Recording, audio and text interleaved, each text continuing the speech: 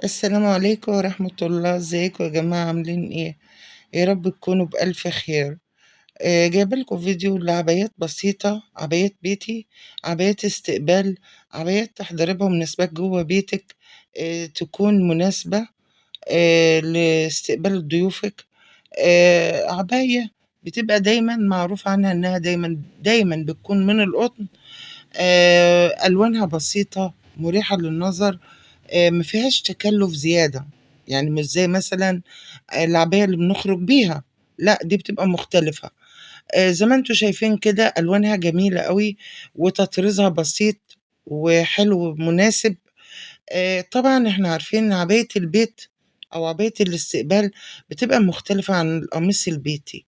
القميص البيتي له تفصيل وله قماش مختلف، بيبقى قماشه أخف، بتعمل له موديلاته مفتوحة زي ما انت عايزة، بالأخص في الصيف مع الحر. لكن العباية عملية أكتر، بتنفع في حاجات كتيرة، وبتلائم كل الظروف لما يكون في البيت عندك ضيوف أو مناسبات. يا رب الفيديو يعجبكم.